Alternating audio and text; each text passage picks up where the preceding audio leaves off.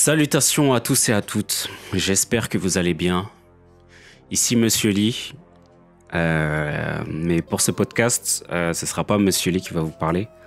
On va enlever Monsieur Lee et c'est Monsieur Eras Lewutan Lijanga. C'est même Lewutan qui va vous parler parce que c'est un podcast que je trouve qui va se concentrer vraiment sur moi-même, sur ma personnalité, les choses que j'ai envie de pouvoir véhiculer. Et là, c'est pas Monsieur Lee en fait qui s'adresse à vous. Donc c'est plus moi-même en fait, en vérité, tu vois. Je vais même te tutoyer. Bon, ceci, je sais pas si on entend la chaise, c'est assez dérangeant. Ceci est mon premier vrai podcast. Je dis vrai podcast parce que j'avais déjà lancé un podcast auparavant qui s'appelait Les Doses de Love, je me rappelle. Il était posté uniquement sur YouTube, dans lequel je parlais de relations, etc. Et j'avais arrêté, comme la plupart de certains de mes projets, que je n'ai pas mené, que je n'ai pas terminé. Et on va dire que celui-là, en fait, c'est le vrai podcast, parce que mon intention, justement, elle est tout autre par rapport à celui-ci. Parce qu'elle me concerne moi personnellement. C'est un podcast dans lequel justement je vais pouvoir me livrer, je vais vous faire part de mon point de vue justement sur le fait d'être père, mes doutes, les peurs que j'ai eues justement par rapport à cette aventure qui est la parentalité, ma vision aussi par rapport à la parentalité. Je sais pas pourquoi là je suis un peu stressé alors que je suis tout... Mais pourquoi t'es stressé? J'ai un peu stressé, mais parce que je pense que ce que j'ai à dire et la décision justement que j'ai prise de pouvoir faire ce projet, elle était super spontanée. Comme là, je me suis posé. J'ai eu l'idée il y a quelques jours, et puis j'ai réuni mes idées. Je les ai posées sur papier et j'ai commencé à tourner.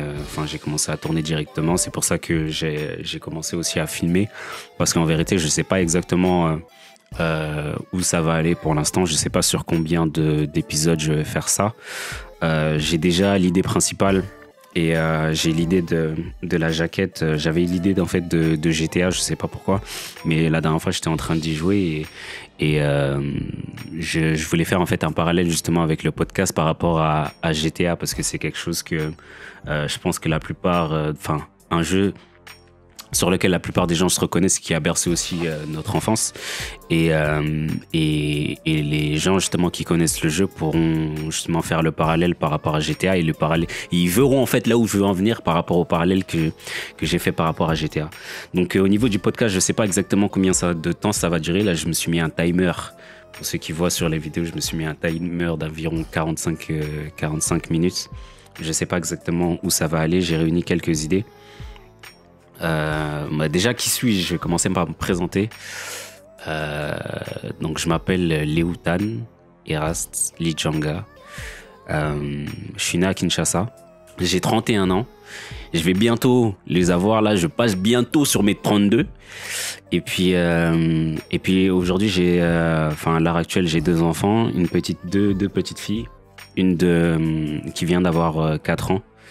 Et une autre qui va avoir bientôt 3 mois là.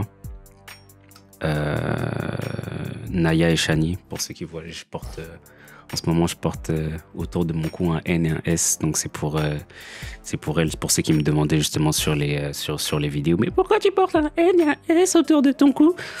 Parce que voilà, Naya et Shani. Et c'est vrai que j'avais pas communiqué sur la naissance de ma deuxième fille, parce que j'étais aussi dans une phase difficile, et je vais vous expliquer aussi. C'est aussi la raison pour laquelle justement j'ai commencé aussi.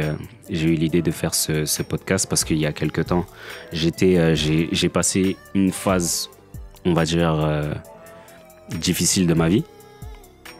Une des plus difficiles en tout cas jusqu'aujourd'hui en tout cas, et ça a bouleversé pas mal de choses, et donc du coup j'avais quitté les réseaux pendant pas mal de temps, et puis je suis revenu avec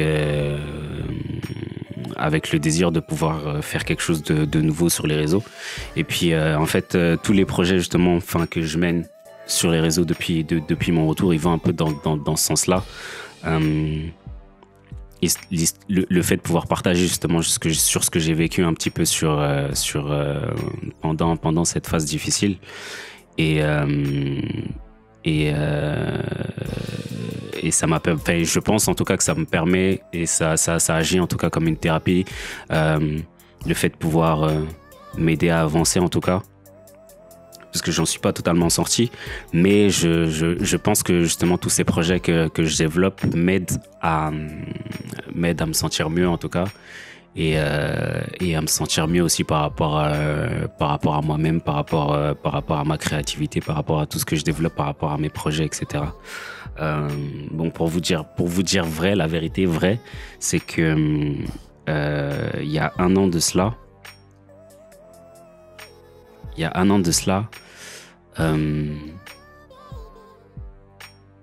comme je vous l'ai dit, je suis passé par une phase véritablement difficile, et j'ai failli commettre l'irréparable. Et ça m'a poussé justement à me remettre en question par rapport à pas mal de choses, mon environnement, par rapport à ma personnalité, par rapport à ce que je faisais de ma vie également, par rapport à mon rôle de père, tout simplement. Parce que c'est ce qui caractérise, je pense, le plus ma personne, et c'est ce pourquoi aussi je me bats aujourd'hui, c'est mon rôle de père, c'est ce que je considère en tout cas comme étant le plus important. Et le fait de pouvoir passer par cette phase a fait naître en moi pas mal de choses. Comme je l'ai dit, j'ai eu beaucoup de remises en question par rapport à énormément de choses qui caractérisaient ma vie, que ce soit mon rôle mon rapport par rapport à la spiritualité, par rapport à la religion, par rapport, comme je l'ai dit, à mon rôle de père, etc. Donc je vais pas trop m'éterniser en fait sur ce point-là, puisque justement je développe d'autres projets en parallèle dans lesquels j'explique aussi tout ça. À la base, dans l'idée que j'avais de pouvoir sortir ce podcast, je voulais le sortir le jour de mon anniversaire. Je voulais avant que sorte un projet vidéo, un documentaire que je suis en train de réaliser, qui va aussi dans le sens de ce podcast. En fait, ils sont un peu complémentaires. J'espère en tout cas l'avoir fini avant. Si je l'ai pas fini avant, tant pis, ça sortira pour plus tard. Mais ce podcast, en fait, il va dans le sens de ce documentaire et de tous les projets en fait que je suis en train de développer à côté. C'était dans le but justement de laisser une trace, parce que j'aime bien l'idée en fait des capsules temporelles. Je sais pas si vous voyez ce que c'est le genre de capsules, les trucs là où les gens ils mettent des trucs à l'intérieur et puis ils les enterrent, et puis on les déterre des années plus tard, tu découvres en fait des souvenirs ou des trucs que des gens ont laissé auparavant, tu vois. Et mon but en faisant ce podcast, c'était aussi ça, et aussi le documentaire et tout, les autres choses que je suis en train de développer à côté, c'était de laisser une trace, une sorte de capsule en fait temporelle, non seulement à mes enfants, petits-enfants, toutes les personnes que je connais, toutes les personnes que je connais, leur laisser une trace, une sorte de capsule temporelle de mon passage. Et parce que je sais que tout ce qui est sur Internet reste sur Internet à vie, et donc c'était ma manière de pouvoir transmettre. Parce que je pense que ce qui est important aujourd'hui, avec le recul de la vie que j'ai aujourd'hui, je pense que le plus important, c'est au-delà de l'argent, des biens matériels et des choses que je pourrais laisser à mes enfants. Je pense que l'héritage le plus précieux qu'on puisse donner aujourd'hui, c'est notre expérience de la vie. Donc de par ça, en tout cas moi, c'était ma manière de pouvoir contribuer à ça, ma manière de pouvoir le matérialiser. Donc par ce podcast, c'est pour ça que je pense que c'est quelque chose qui est super important pour moi et j'espère en tout cas qu'il plaira, qu'il vous plaira à vous qui écoutez et à vous aussi, mes enfants, mes petits-enfants qui m'écouteraient dans un avenir futur, hein, j'espère. Et en tout cas, j'espère que ça vous plaira, j'espère que vous comprendrez certaines choses que j'ai faites, même si peut-être il y a des choses dures que j'ai pu énoncer dans les 10 premières minutes, mais que vous comprendrez peut-être plus tard. Et en tout cas, voilà, ça fait partie du projet de la capsule, la capsule temporelle. Donc, comme je vous l'ai dit dans ce podcast, je vais vous partager ma courte expérience, mes peurs, mes doutes, ma vision par rapport à la parentalité. Je me répète, mais comme je dis, c'est pas. J'ai structuré mes idées vraiment comme ça sur le papier. Pour commencer, je vais vous expliquer déjà pourquoi j'ai choisi le thème de GTA. Alors GTA, pour ceux qui connaissent, donc c'est un jeu qui est sorti sur les consoles. Pour ceux qui ne connaissent pas, pardon, c'est un jeu qui est sorti sur console, dans lequel tu joues un personnage dans un univers en fait libre en fait, et vous avez la possibilité de faire entre guillemets ce que vous voulez. Après, vous avez des missions, etc. à effectuer, mais c'est un jeu qui te donne une liberté d'action. Et c'était un peu inédit en fait à l'époque justement où c'est sorti. Et au fur et à mesure du temps, c'est même devenu l'un des jeux les plus... je crois que c'est même le jeu aujourd'hui le plus vendu au monde, si je me trompe pas. Enfin, le dernier en tout cas a emmagasiné des records de recettes dignes de films hollywoodiens, tu vois. Des recettes énormes box-office, supérieures à celles du box-office. Et mon rapport par rapport à GTA, c'est mon jeu préféré. GTA, c'est mon jeu préféré. J'ai pratiquement joué à tous les GTA, mis à part ceux qui étaient sur les consoles portables, là. Mais sinon, j'ai joué à tous les GTA, je les ai. Et c'est vraiment un jeu que j'apprécie parce que justement, tu peux faire ce que tu veux, t'as de la liberté, etc.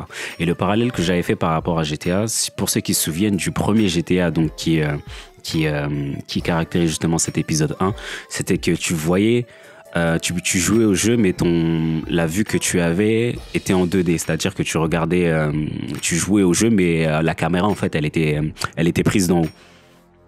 Et donc ça représente un peu le plat avant la paternité. Je sais pas si vous me suivez, tu vois. Donc en vérité, ma vie avant d'être parent, elle était un peu comme le premier GTA, c'est-à-dire elle était entre guillemets simple. Elle était en 2D.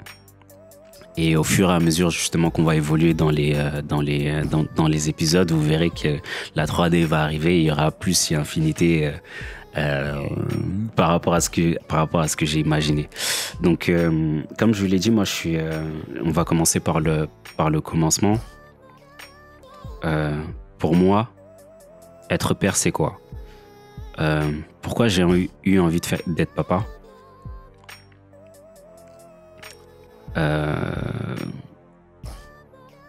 À cause de mon père. J'ai eu envie d'être papa à cause de mon père, puisque moi, comme je vous l'ai dit, j'ai grandi en France, mais je suis né à Kinshasa. Mon père nous a fait venir avec ma mère quand j'avais 2 ans, puisque lui est parti en premier. Et c'est pour ça que justement que je voulais que le documentaire sorte avant, parce que vous auriez compris. Normalement, vous comprendrez s'il sort avant. Pourquoi justement je dis ça, parce que le documentaire se base aussi sur mes parents et leur cheminement en fait jusqu'à tout leur cheminement et les choix qu'ils ont fait jusqu'au fait qu'on arrive ici et jusqu'à aujourd'hui en vérité, parce que c'est les choix qu'ils ont fait qui ont déterminé en vérité ma ligne de vie. Et c'est pour ça que justement que je fais ce documentaire là, pour retracer aussi ça. Donc ça fait partie du fil rouge, ça fait partie de la capsule. Et je te disais que j'ai eu envie de devenir papa très tôt, parce que j'adorais en fait la relation que j'avais avec mon père. Quand j'étais jeune, j'étais très proche de mon père. Et Et pour moi, mon père, c'était le héros, tu vois. C'était vraiment le héros. Mon père, c'est quelqu'un qui est super imposant, qui est très grand, etc. Et quand il me portait, enfin, moi, je me sentais en poids, tu vois. Je me sentais en poids parce que quand j'étais avec mon père, franchement, il y a rien qui me faisait peur et j'adorais cette sensation, tu vois. Et quand je le voyais, que ce soit quand on a eu nos petits frères enfin, ou ma petite sœur, ça a toujours été, ouais, je l'ai toujours considéré comme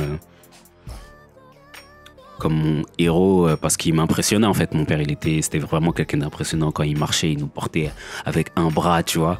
Donc ça a toujours été mon rêve aussi lent que je me souvienne, c'était d'être comme mon père, tu vois, d'être papa comme mon père, de fonder une famille. Et c'est ça ce qui m'animait, ce qui m'a animé dès le départ. Et en grandissant, bon, il y a différents événements qui sont arrivés justement au sein de la vie et qui font partie de la vie, tu vois. C'est que mes parents, ils ont divorcé à l'âge de... quand j'avais 11 ans. Donc à l'âge de 11 ans, mes parents ont divorcé, ils se sont séparés. Et donc c'est moi qui est devenu, entre guillemets, l'homme de la maison. Et je vous explique tout ça parce qu'il y a enfin, vous verrez la corrélation justement par rapport à mon rôle de père. Et, euh, et je pense que ça caractérise aussi tout ce qui est arrivé par la suite. Donc, ouais, mes parents ils sont séparés quand j'avais 11 ans et entre guillemets, c'est moi qui est devenu l'homme de la maison. Parce que, enfin, je l'ai pas précisé puisque je suis l'aîné aussi de la famille. Je suis l'aîné de tout. Ouais, je suis l'aîné de la famille parce que j'ai un petit frère et une petite sœur. Après, j'ai des demi-frères aussi, des demi-sœurs, mais bon, je les considère comme mes frères et mes sœurs. Pour moi, il n'y a pas de demi. On est frères et sœurs, on a le même sang qui coule dans nos veines. Donc, pour moi, il n'y a pas d'histoire de demi. Mais en tout cas, je suis l'aîné. Donc, en tant qu'aîné, je me devais de pouvoir donner l'exemple. Et ma vie, elle a été caractérisée par ça, par le fait justement d'être irréprochable, d'être parfait. Justement, je fais un rappel par rapport au titre justement les chroniques d'un papa imparfait, parce que toute ma vie en fait, elle a été caractérisée par ça, parce que je devais pas faire entre guillemets d'erreur, parce que ma mère était devenue, enfin, elle était seule à nous élever. Et je voulais pas lui apporter plus de problèmes que ça. Donc, même si je dis pas que je faisais pas de bêtises ni quoi que ce soit, mais en tout cas, ma mère n'a jamais été au courant des bêtises que j'ai pu faire. Même des grosses bêtises que j'ai pu faire. Et enfin, il n'y a jamais la police qui est arrivée chez moi pour toquer, pour me faire des perquises à 5 heures du matin ou des trucs comme ça, tu vois. Ça, en tout cas, c'est le genre de choses dont, en tout cas, dans ma vie à l'extérieur, tu vois. Donc, j'ai été fier. C'est de ne jamais y avoir ce poids à apporter à ma mère, parce que c'était déjà assez dur, justement, ce qu'elle traversait. Et je voulais pas être un point en plus, tu vois. Donc je la soutenais du mieux que je pouvais en étant bon à l'école, même si l'école, en vérité, au bout d'un moment, ça me plaisait pas tant que ça. C'est pour ça que j'ai arrêté après mon BTS. Parce que moi je voulais travailler, et comme j'avais déjà goûté à l'argent, en vérité, j'avais décidé de m'arrêter tôt. Mais bon, là j'ai fait un saut dans le temps. Donc voilà, j'ai toujours été caractérisé par ce truc d'être parfait, d'être irréprochable. Et la religion a joué un grand rôle justement dans ma vie par rapport à ça. Parce que ma mère nous emmenait prier. Quand elle pouvait pas, moi j'emmenais mes frères et sœurs. Et c'est vrai que Dieu a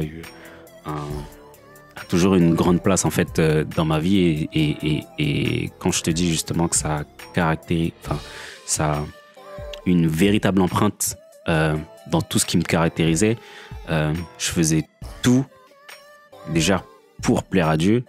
Et pour plaire aussi à mes parents et pour ne pas les décevoir, pour être parfait tout simplement, tu vois, parce que pour moi c'est comme ça que ça devait être. et pas autrement, tu vois. Je mettais beaucoup... euh,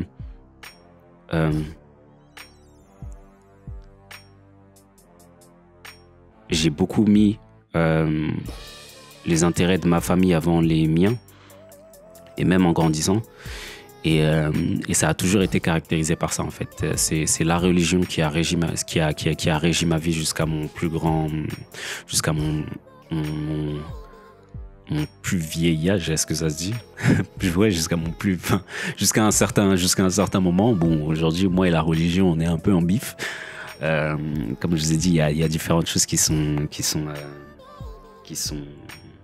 j'ai remises en question. Et en vérité, moi, c'est pas Dieu. Enfin, aujourd'hui, c'est pas Dieu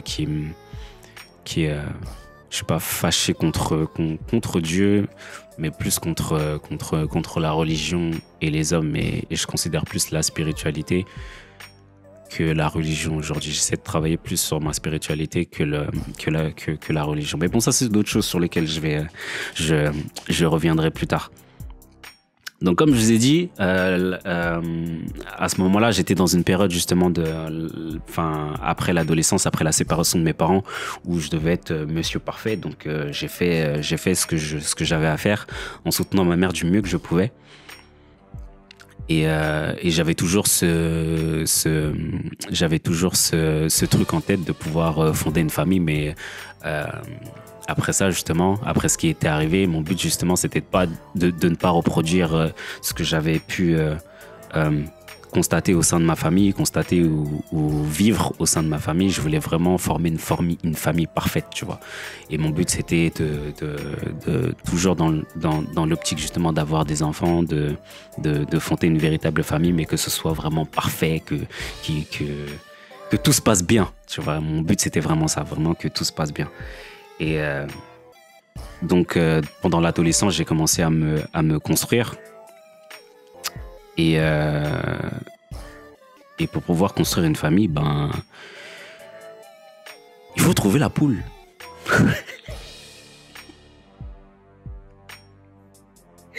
La poule aux œufs d'or.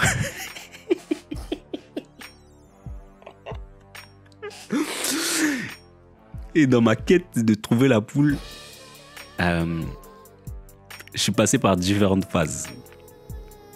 Parce que c'est vrai qu'au début, à l'adolescence, ça commence un peu à te gratter. Bon, tu commences à ouvrir les yeux, tu vois, même si l'école c'est bien, mais à l'école aussi tu vois certaines personnes et tu commences à ouvrir les yeux et tu vois les filles, le regard des filles, tu vois les premières personnes qui sortent ensemble. Et quand je te dis ça, moi je te dis que j'étais à l'école, mais j'avais toujours le prisme justement de la religion. Donc du coup, c'était pas sortir avec une fille, comme disait ma mère, c'est pas de ton âge, c'est les choses des grands. C'est les choses des grands, tu vois. C'est les choses des grands. Et puis pour l'instant, c'est pas tes histoires, tu vois. Toi, concentre-toi sur l'école. Travaille au maximum pour avoir des bonnes notes, récolter un bon bulletin pour avoir un bon travail. Et après tout ça, tu t'intéresseras aux filles. Mais ce n'est pas ce qu'on a fait. Et donc,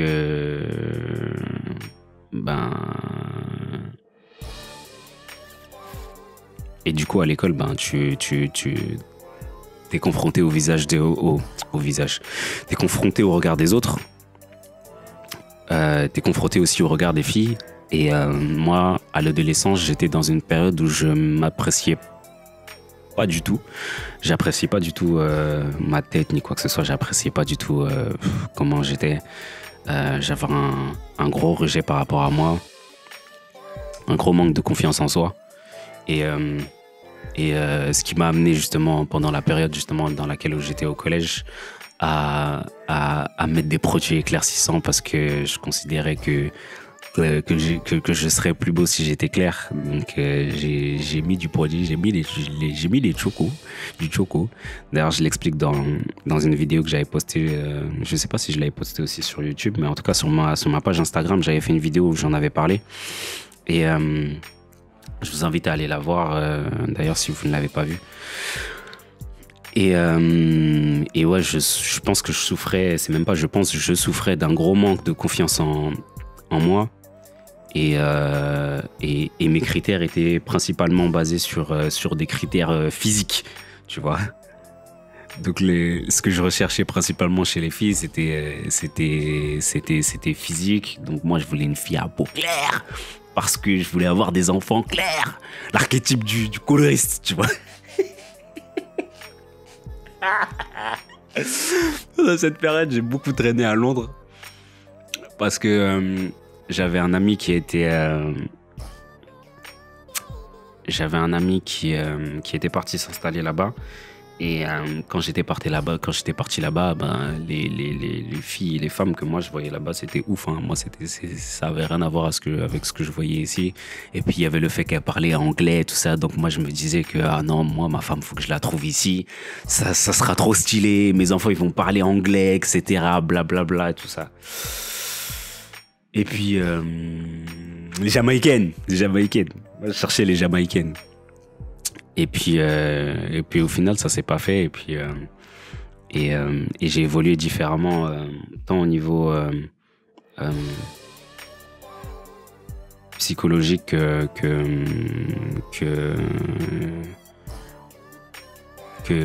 dans mes relations aussi avec les femmes. Et petit à petit, en sortant du collège, déjà ma mentalité, elle avait un peu changé par rapport à ça. Et je commençais déjà mieux à m'accepter, j'ai grandi. Donc visuellement, je m'embellissais aussi. Je compensais aussi avec le fait que j'essayais de m'habiller bien, etc. Et c'est à partir de là aussi que j'ai commencé aussi à attirer le regard des filles. Donc ma confiance, elle a commencé j'ai commencé à glow up, comme on dit. J'ai commencé à glow up. Et puis ça s'est fait petit à petit. Mais en tout cas, dans cette quête de trouver une fille, trouver une femme surtout, ça s'est fait, on va dire, naturellement. Puisque c'était à l'époque où j'étais déjà un peu plus âgé. J'ai commencé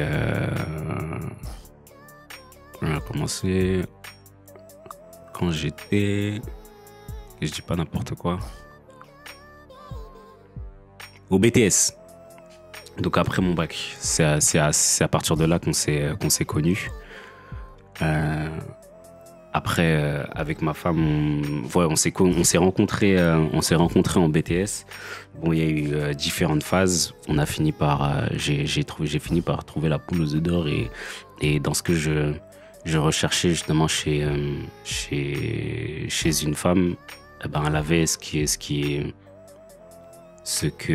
que je recherchais pour pouvoir former justement cette famille parfaite, c'est-à-dire qu'elle avait le sens de la famille, elle avait aussi la firme maternelle puisqu'elle était très proche justement de ses nièces et ses neveux, et c'est dans ce sens-là en fait que j'ai vu que c'était la personne avec qui je me voyais aussi, fonder une famille et faire des enfants, parce que ça représentait en fait tout ce que j'idéalisais. Ça représentait vraiment, vraiment tout ce que j'idéalisais. Et à ce moment-là,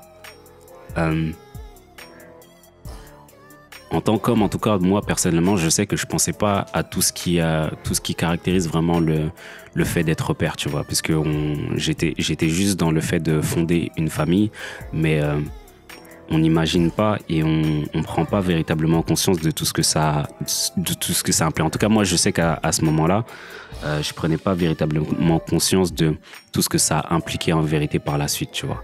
Mais j'étais juste content d'avoir trouvé la bonne personne, et une fois que j'ai eu trouvé la bonne personne, maintenant, toujours dans cette démarche de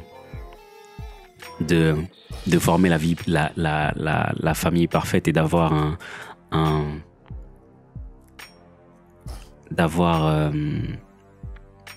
quelque chose de sain, tu vois, et pour pouvoir fonder une famille. Maintenant, il faut faire le nid. Et moi, j'envisageais pas que mes enfants puissent grandir en fait dans les mêmes conditions que dans lesquelles j'ai grandi, même si je crache pas du tout sur la manière dont mes parents m'ont élevé. Ils ont fait de leur mieux justement pour qu'on puisse justement arriver là. Et j'en parle justement dans mon documentaire. Donc je retrace aussi tout ça. C'est que tous ces choix qu'ils ont fait justement, c'est pour que leurs enfants puissent avoir une vie meilleure. Et donc dans cette optique-là, mon but c'était, je voulais que un jour, si j'ai des enfants, et bien qu'ils puissent avoir une chambre à eux, qu'ils puissent avoir un jardin dans lequel ils puissent courir, etc. Depuis tout à l'heure, je parle. Là, je vois que sur les 45 minutes, il reste 14 minutes. Mais bon, bref. Et oui, mon but, c'était de pouvoir construire le nid parfait. Donc dans cette démarche de...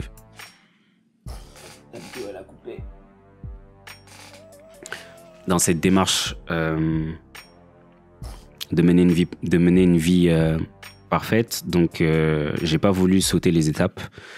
On a fait les choses entre guillemets dans l'ordre, tu vois. On a fait les choses dans l'ordre, c'est-à-dire on a fait le projet de pouvoir se marier. Ensuite, après se marier, on s'est installé ensemble.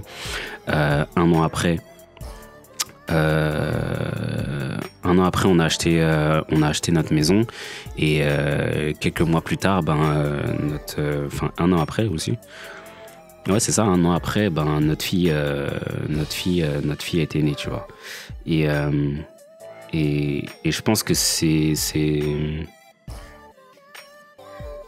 la manière dont ça s'est passé. En tout cas, moi, je sais que je suis extrêmement fier de l'avoir fait dans cet ordre-là. Après, tout le monde a sa vision, a une vision différente de la vie. Mais en tout cas, moi, c'était ma vision.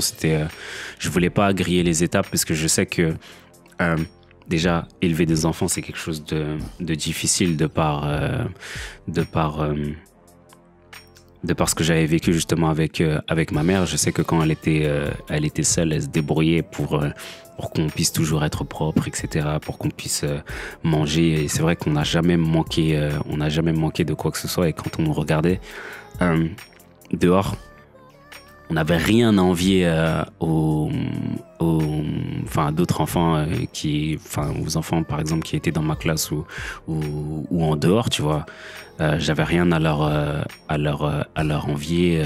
J'avais toujours des belles sapes, des bonnes baskets. Elle faisait toujours en sorte que pour qu'on soit. Ma mère s'occupait vraiment très bien occupée de nous pour qu'on puisse manquer de rien et puis pour qu'on puisse pas se sentir inférieur à qui que ce soit, tu vois. Moi, je me rappelle, elle m'avait dégainé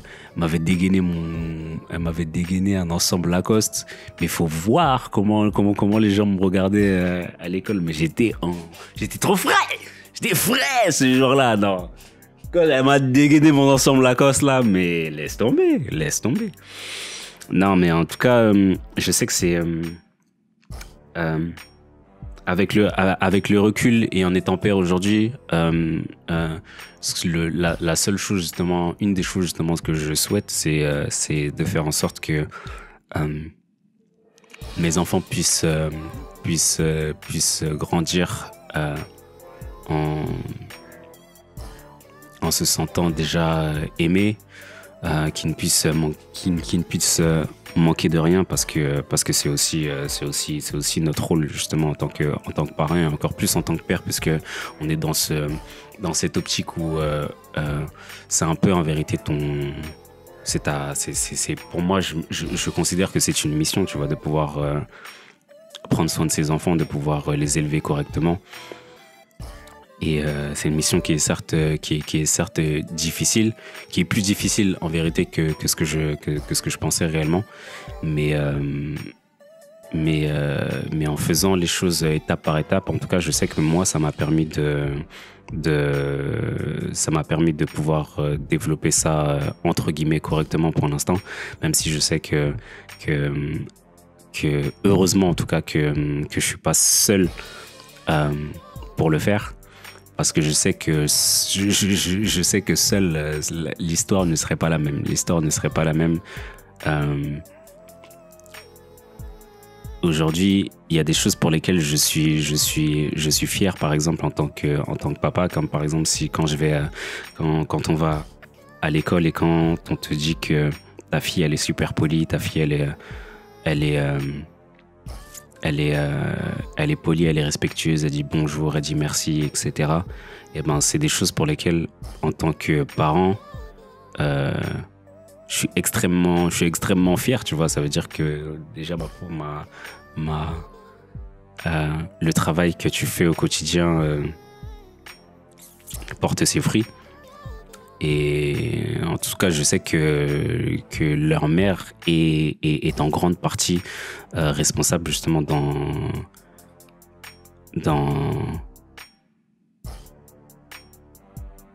ce qu'est ma fille aujourd'hui, tu vois. Je sais que ces petites choses, c'est elle qui le lui répète souvent au quotidien, même si moi je le fais aussi, mais je sais que j'ai plus de difficultés en ce qui concerne l'éducation, parce que moi, mon rôle, il était principalement axé sur le fait de pouvoir charbonner, de pouvoir ramener des sous à la maison. Mais je me suis rendu compte que être père, en vérité, c'est pas que ça. C'est pas que ça, et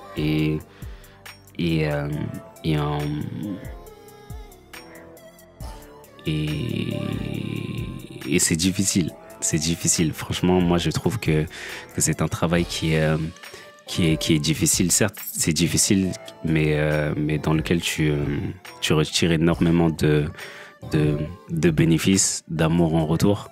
Bon, parfois, on te boude, mais vas-y. Je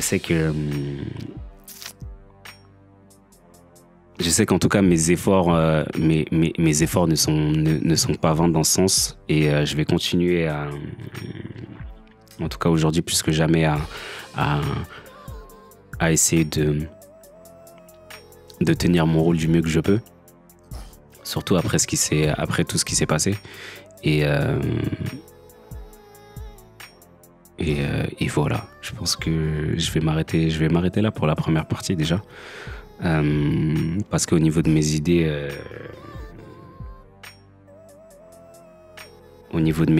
telles que je les ai structurées, je pense que pour la deuxième partie, j'aurai plus de choses pertinentes à amener par rapport à cela sur la deuxième partie. En tout cas, voilà comment s'achève ce premier épisode. En vérité, mon esprit, il va un peu dans tous les sens, même si j'ai essayé de structurer. Il y avait des choses sur lesquelles je voulais plus m'attarder. Il y en avait d'autres sur lesquelles je me suis beaucoup attardé, et j'aurais voulu passer moins de temps. Mais en tout cas, voilà, dans ce premier épisode, c'était vraiment l'introduction. On pourrait même dire que c'est l'épisode 1 et 0 en même temps, parce que je vous présentais un peu la situation. Mon but, c'était vraiment de vous exposer et de vous expliquer pourquoi j'ai voulu être père, et l'explication aussi justement du titre, Les Chroniques d'un papa imparfait, parce que je pense que d'expliquer justement par quoi je suis passé dès le début va permettre de pouvoir mieux comprendre la suite. Je vais terminer sur ça. Nous, on se retrouve bientôt, je l'espère, pour un nouvel épisode. En attendant, prenez soin de vous, prenez soin de vos proches, prenez soin de vos poches aussi. Et nous, on se retrouve bientôt pour un nouvel épisode des Chroniques d'un papa imparfait. C'était Monsieur Lee. Non, c'était pas Monsieur Lee, c'était Léotan Erast. Allez, salut.